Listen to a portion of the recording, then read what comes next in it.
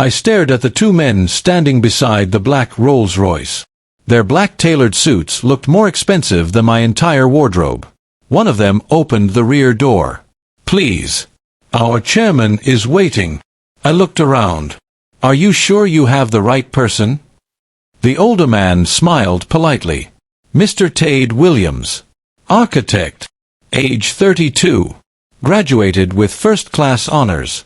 Lives alone in Lekki. Drinks too much coffee." I froze. They knew everything about me. My phone rang. It was Zara. I answered immediately. "Zara, there are two strange men outside my office." She became unusually quiet. "They found you. You knew about this." She sighed softly. "I'm sorry. I wanted to tell you. But I wasn't allowed." "Tell me what?" "My father wants to meet you." I frowned. "Your father? Who exactly is your father?" Another long silence. Then she whispered, "Please, just hear him out." The call ended. I slowly entered the Rolls-Royce. The leather seats were softer than my mattress. The doors closed quietly. The car pulled away. Nobody spoke during the journey. 40 minutes later, the car stopped in front of enormous black iron gates. Armed security officers stood on both sides. The gates opened automatically.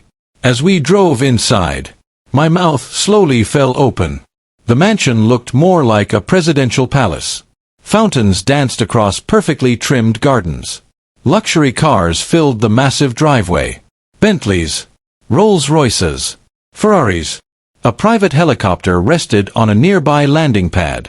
I whispered to myself, "What kind of family is this?" Inside, everything was covered in polished marble. Crystal chandeliers hung from impossibly high ceilings. Original paintings decorated every wall. Several housekeepers moved quietly through the halls.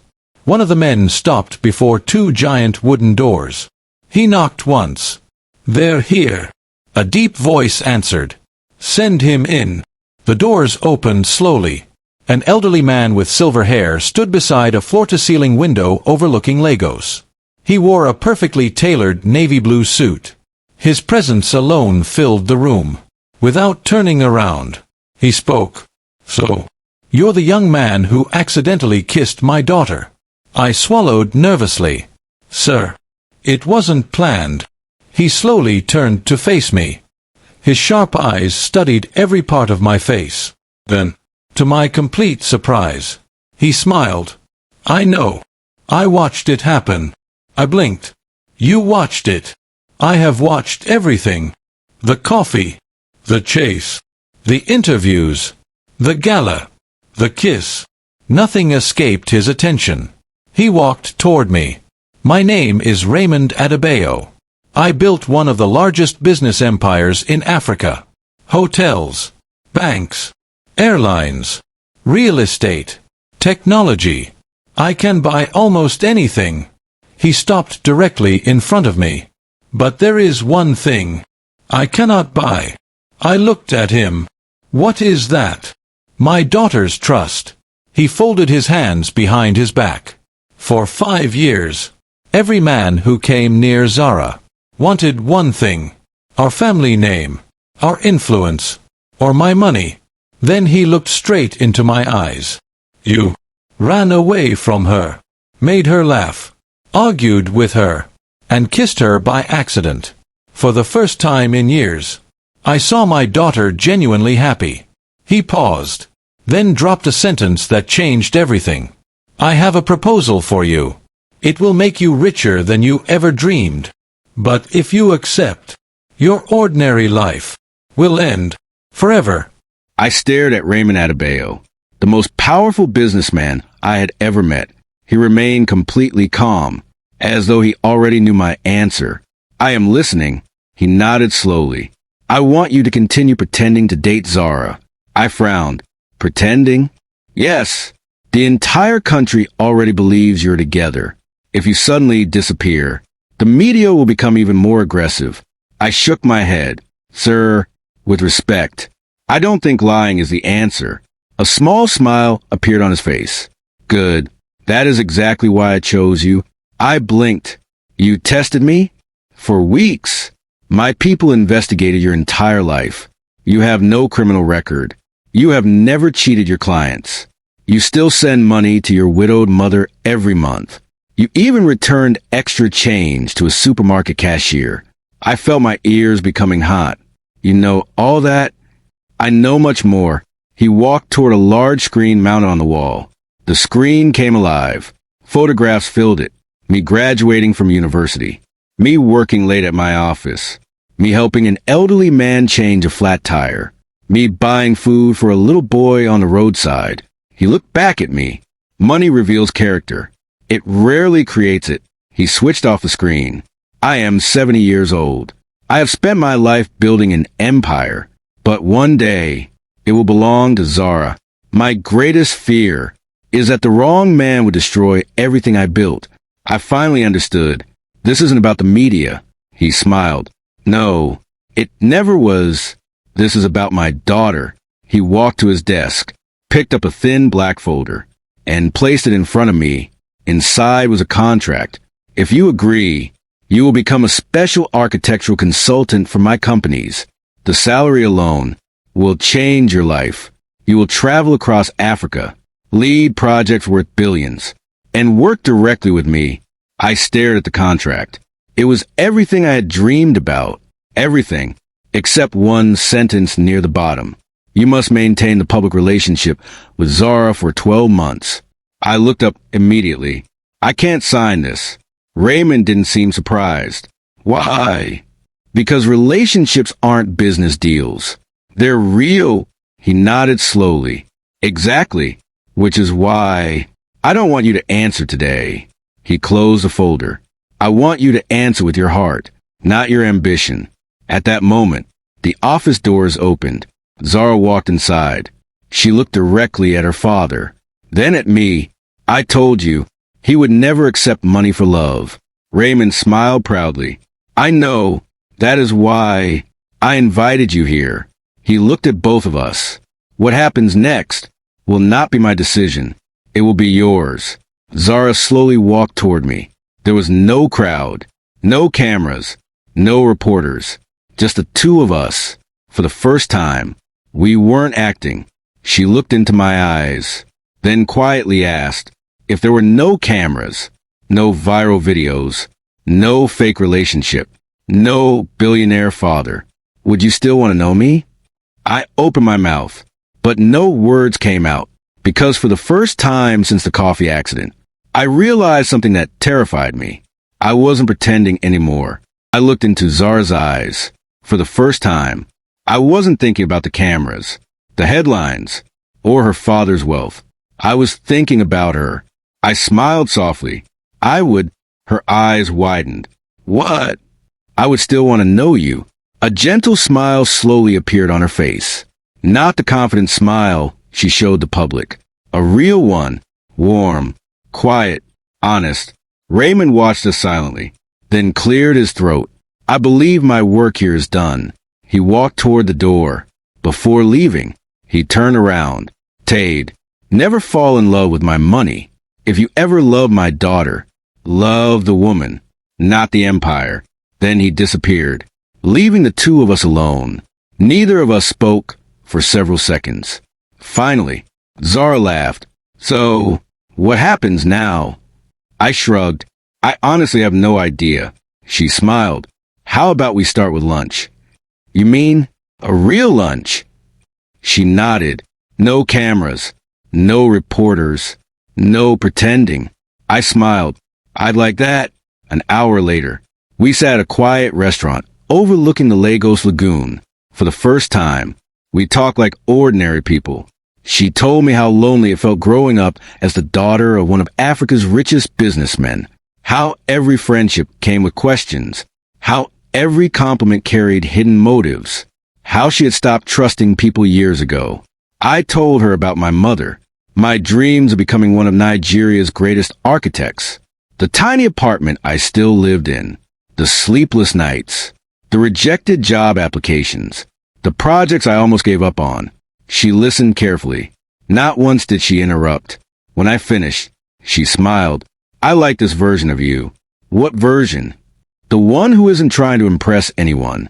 I laughed. I could say the same about you. As we talked, neither of us noticed. A man sitting across the restaurant. Dark sunglasses. Black cap.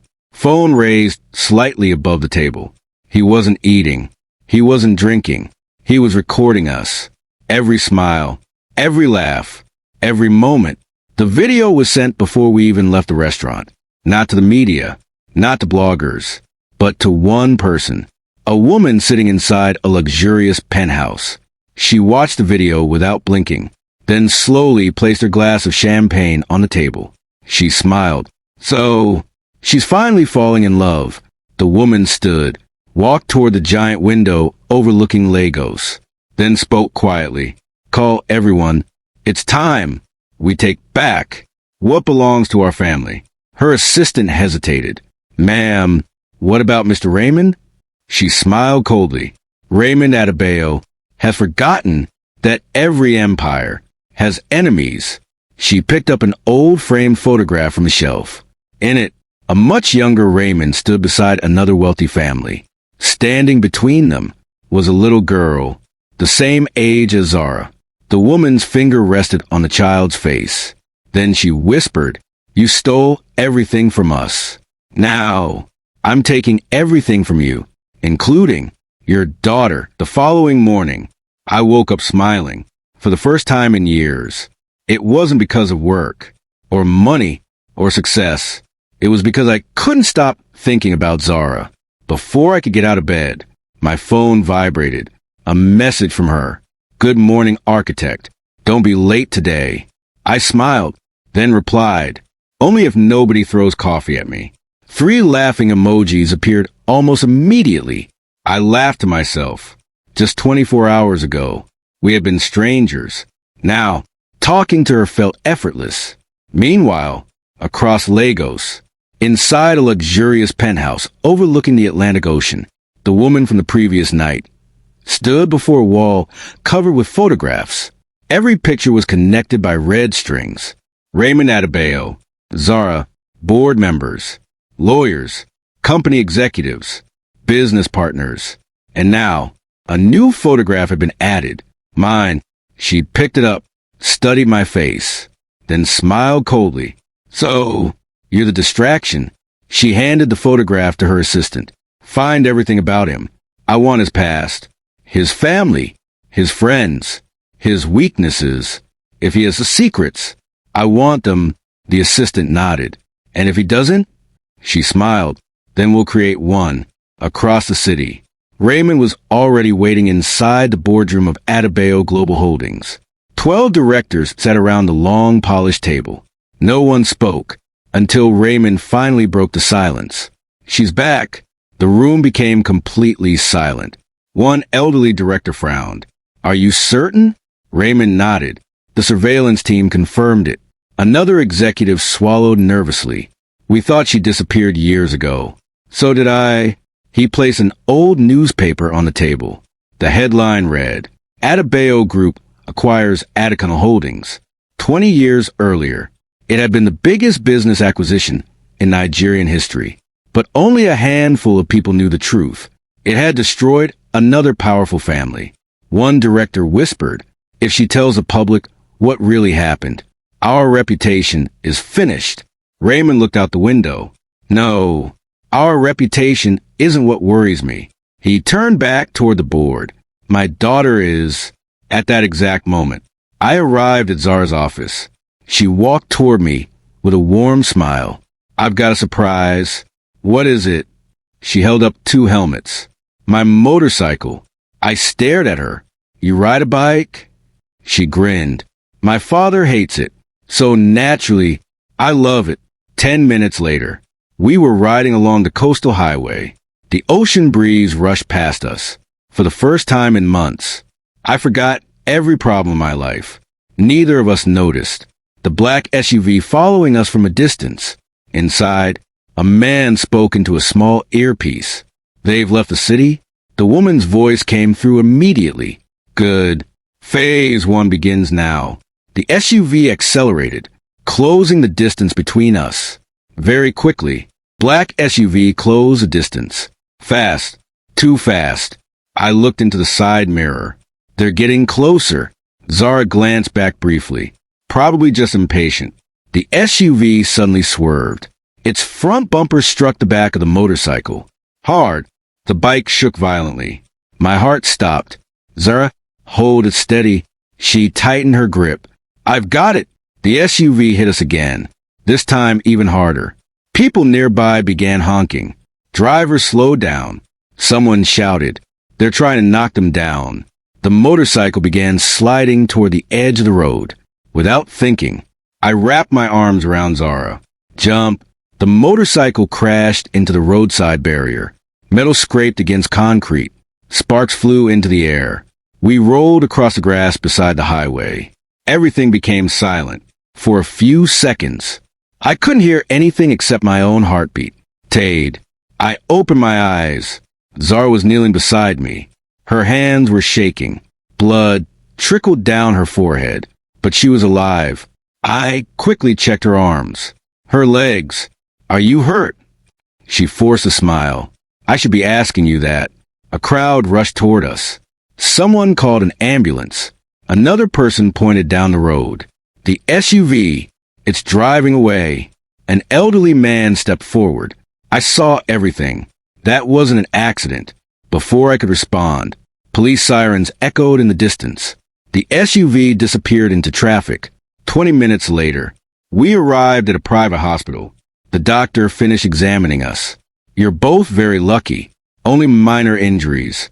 You'll recover. As the doctor left, Zara became unusually quiet. She stared at the floor. I know who did this. I looked at her. You do. She nodded slowly. My father warned me. She started making her move. Who is she?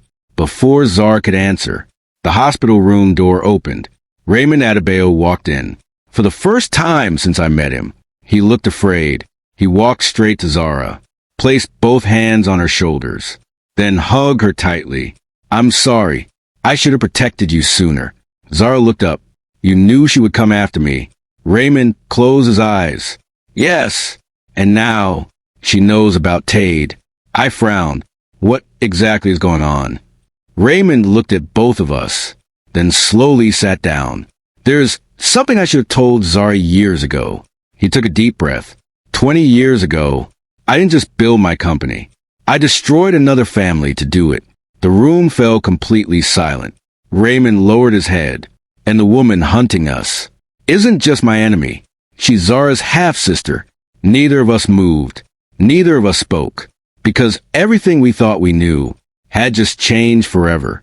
The hospital room became completely silent. I looked from Zara to Raymond, then back again. Zara's voice trembled. A half-sister? Raymond nodded slowly. Her name is Vanessa. She is my daughter, but not with your mother.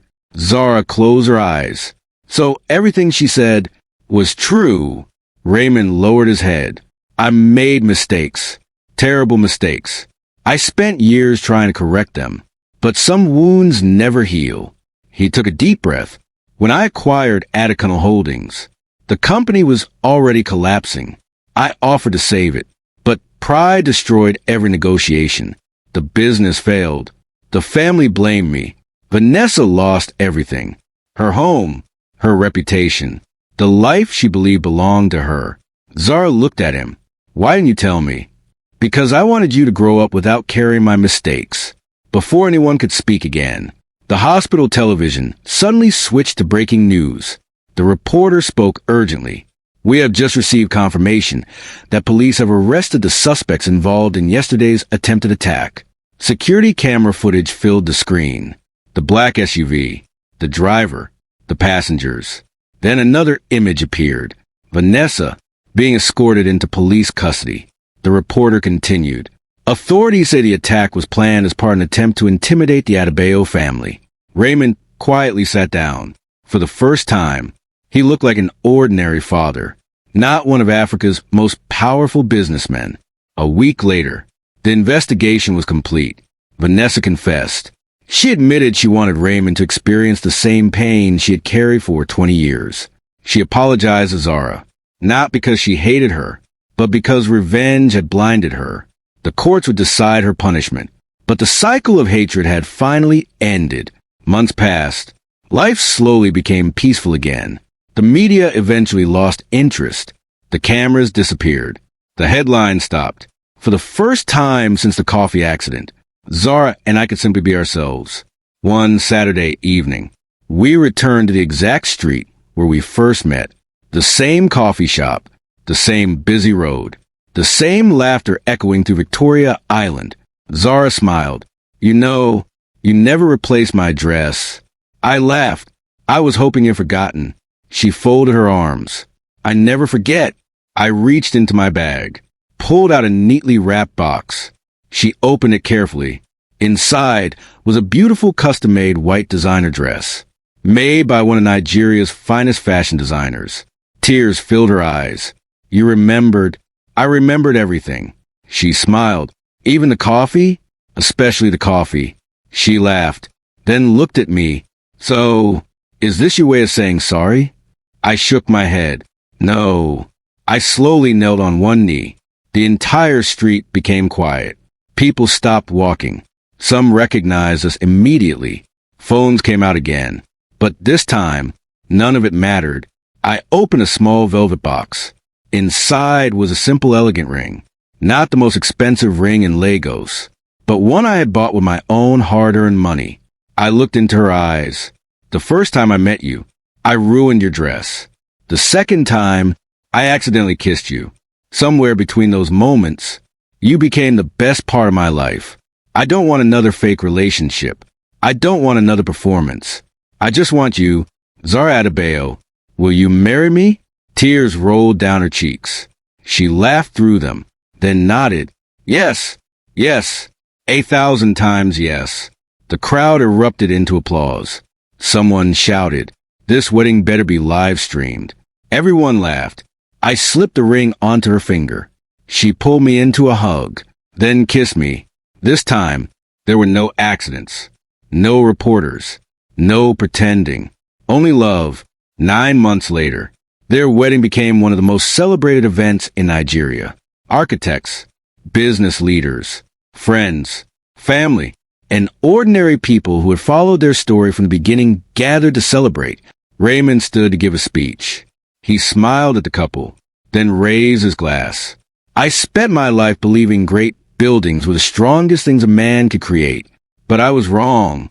The strongest thing anyone can build is trust, and sometimes God begins at foundation with nothing more than a spilled cup of coffee.